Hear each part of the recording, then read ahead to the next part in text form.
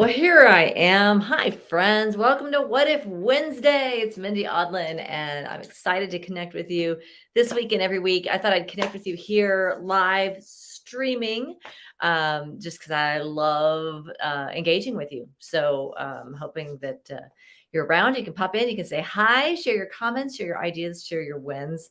And let's connect this week. So, as a theme for the week, I've been reading this fabulous book called From What Is to What If, given to me by my fabulous friend, Joe Vitale. Thank you, Joe, for the fabulous read. So, of course, people see What If and they think of us. They think of the What If Up Club. And so, as I was reading this, the question What If is really important here. And one of the things that I love about this book is it's about using the power of What If to ask questions that create cultural societal change, particularly in as it relates to climate change. So what I want to share with you today is a few tips that I got, a few little notes I have, some gems that I walked away with, and some of them are related to things that we can use here in our What If Up Club. In fact, we do this already, but we can do it. What if we could do it better and better and better? So I'm going to share with you 3 tips plus a bonus tip on how to ask really powerful what if questions. So if you're new to the What If Up Club, we are a global movement of forward thinking optimists who gather in small groups to spread hope, to build connection, and to inspire positive change. And that's what this book is about. How do we not only inspire that change, but then mobilize, connect so that we can turn those changes into new realities, sustainable, healthy, happy realities? So, the premise of this book is that it begins with the question, a powerful question. So I want to share with you the quote. There's a quote at the beginning of each chapter, which of course is always a great way to kick off a chapter. The quote at the beginning of this one that I really think is awesome is from Eric Liu and Scott Nope Brandon. I hope I'm saying that right. From an organization called Imagination First. And the chapter is actually called What If We Started Asking Better Questions? Now, I got to say this in the What If Up Club, we say you can't do this wrong. So, if you are one of those people who is very critical of yourself, just throw out what ifs, right? We do a lot of that just to get our brain geared up and in that possibility mode.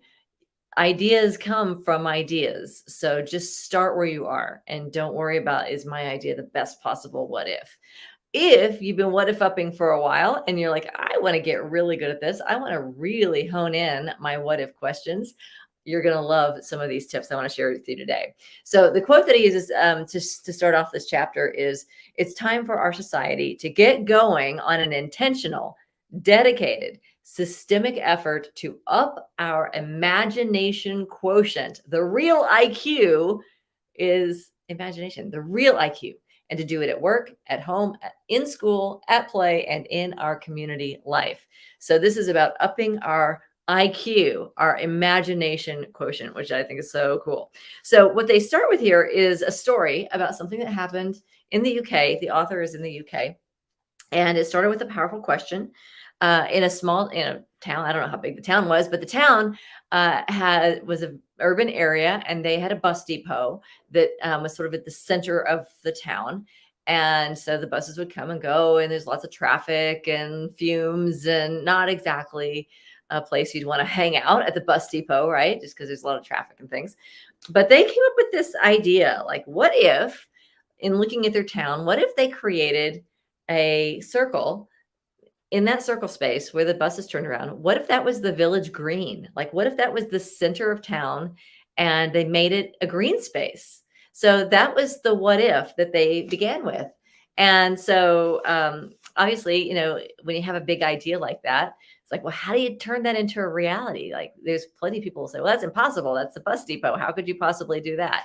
Or that would never work, or it's impossible, all the things that you come up against that are limitations. So what they decided to do was, it's like, okay, well, what if we start small? What if we just made it the village green for one day, just to see, just to show that it's possible? So they decided for one day, like 2,000 volunteers came together, and they redirected the buses. They got the permit to have the buses go somewhere else for that day. And they brought in turf, they brought in green space, they brought in potted plants, they had musicians, they had artists, and it became the town green space for one day. That's why they started. Like, let's start with one day. And if we can do it for one day, then that means we could do it for more than one day. And so they had this amazing event, this amazing idea that kicked the whole thing off. And the implementation began with one tiny possibility, one day. So if someone says, hey, you can't do that, that's impossible. They can say, well, we did it once. What if we did it again? So this particular chapter of the book is about asking different kinds of questions, asking what if questions. Here in the What If Up Club, we do it a lot for ourselves. Like what if I find that new job? What if I have more life balance? What if I can pay my bills, like financial abundance, all those things. But what if we took it to the next level? What if we started looking at how we can use our what if questions to really create some significant changes in our culture, in our communities, and in the world? What if all those changes that we see, all those challenges that seem like impossible challenges, what if they're just really waiting for us to ask the right question and then to mobilize around that question? So here are some tips for how to do that. Okay, so it says this chapter is about asking what if questions. And the way what if is used in this book, it says that means questions that unlock the imagination in service to the big challenges that we face. It's about more than the question. The question is simply a means to open the door, creating a crack through which we might push and rush to the other side. So I love that idea of these what ifs. We don't just what if because it's fun, although it is. We don't just what if because it feels good, although it does. But we what if because it creates a crack in that door that seems so impossible to move. Suddenly it creaks open just a little bit. And once it creaks open just a little bit, it kind of gives us some leverage to be able to go to a different level. So that's the type of what ifs that we're talking about today. All right. So I'm going to share with you 3 tips, according to the author here. 3 things that describe a really solid, powerful what if question. So for those of you who are perfectionists, you're going to love this. Actually, for those of you who just want to take it to the next level, you want to level up your imagination, this is a really great thing to look at when you're generating what if ideas. Okay, so first thing to look for, it says, what makes a great what if question? First is that the people asking it have to be genuinely curious, because the people you're asking will have an instinctive understanding if the question is coming from a genuine place of curiosity and openness or not. I've heard some what ifs where really it's like they're not asking a what if question. They're trying. I've heard, what if this traffic clears up? It's like, that's not really a what if question. That's a complaint about the traffic, right? So a good what if question is genuinely coming from a place of curiosity and a place of looking to expand, looking for that window of opportunity and knowing that it's possible. So first step of a good what if question, are you genuinely curious? Got it? All right. Second part of a good what if question is that it must be a question that can be answered in many different ways. So it ignites a possibility of response from different angles and a trust that all responses will be accepted. So that's one of the things that we do in the What If Up Club is when we ask what if questions and say, what if, our culture is that we respond to those what ifs with a thank you. Every idea is received. Every idea is a gift.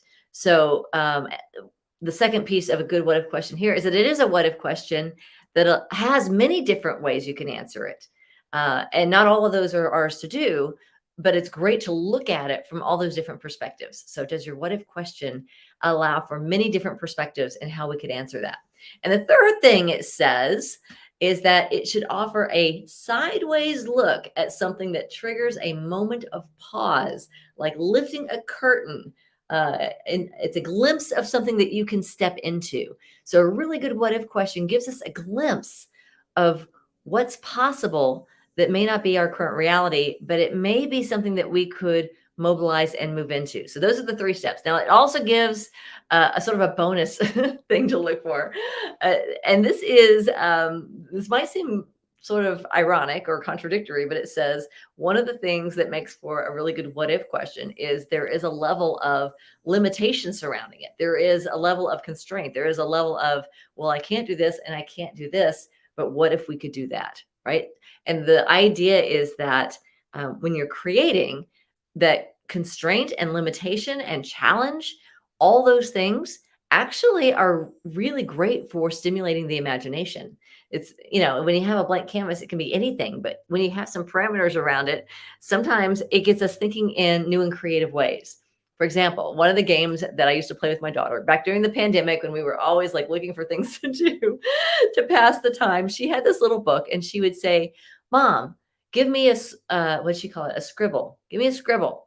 So she'd give me this blank piece of paper, and she knew I was busy. She knew I didn't have time to like sit down and really think through what I was going to do for her. But I just take my pen and I just mark on it. I'd mark on a piece of paper and a squiggle. So she's like, hey, give me a squiggle. So I squiggle on her paper. And then she'd come back 10, 15 minutes later, and she would show me what she had drawn from my squiggle. So she would take whatever was on the paper and turn it into something. So it's kind of what they're saying here is we actually become more creative. We can tap into our imagination in a more powerful way sometimes when we have limitation and constraint. I actually heard Jim Carrey talk about this once too. He said, when you go and perform and you can absolutely do anything, sometimes it's not as creative as when you go into, here's a little theater and here's where you can stand and here's what you can do and here's what you can't do. You can't do this and you can't do this and you can't do that. And so you have to get really creative to figure out, well, what could I do that would be unique in this situation? Now, the good news is, I don't know if it's good news, but what if it is? We have plenty of constraints around us in terms of looking at, in this case, looking at climate solutions, looking at the challenges that we face going forward. We can't keep doing the things that we've been doing. We know this. So what if we could identify what those constraints are, look at the future that we want to create, and use the power of the imagination to use those constraints to get very creative on the future that we want to create. It says boundless, endless freedom, oddly enough, does not engender the imagination. What engenders the imagination is a deadline and some limits. And sometimes that's where we get our most creative ideas. So let me give you some examples. Here's some what if ideas. And I would say these are all what if up ideas, because in what if upping, we say the idea is positive, it's uplifting, it creates possibility, and it feels good to step into that possibility, into that vision. So take a breath in and feel these possibilities. All right. So this is looking at big what if questions. What if we could really step into this and create some powerful transformational change? What if we were to massively de-escalate the crisis of anxiety across our culture? Can you see how you could take that question and you could take that into your groups, you could take that into your teams, you could take that into your organizations, and you could create strategies around that. You could create solutions around that. One idea, one powerful what if idea. Here's another one. What if every university declared a climate and ecological emergency and all of its courses were taught through that lens? So if I'm at a university, I could say, okay, we're going to take on this possibility and we're going to let this possibility guide us in our curriculum development. What if we created a fossil fuel free energy system within 20 years? What if we could do that? What if urban agriculture became utterly commonplace? What if our cities became huge biodiversity reserves? What if single-use plastics were something we only saw in museums?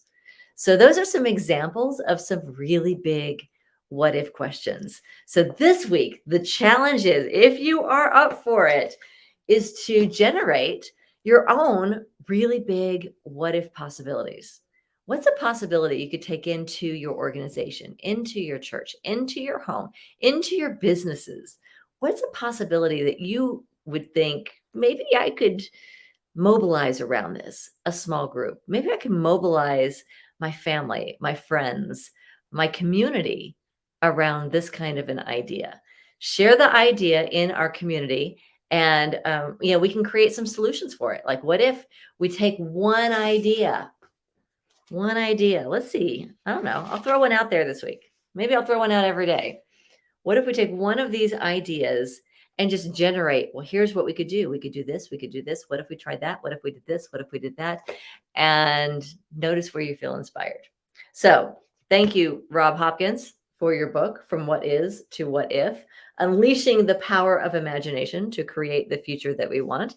I will put a link to it down below in the comments so you can check it out if you'd like to. Would love to hear your thoughts about it. And also would love to hear your big ideas. So share them in the comments, share them in our community, and let's think big. What if we actually take some of these ideas and turn them into reality? So have a great week. I look forward to seeing you next time right here. Happy What If Wednesday, everybody. Bye-bye.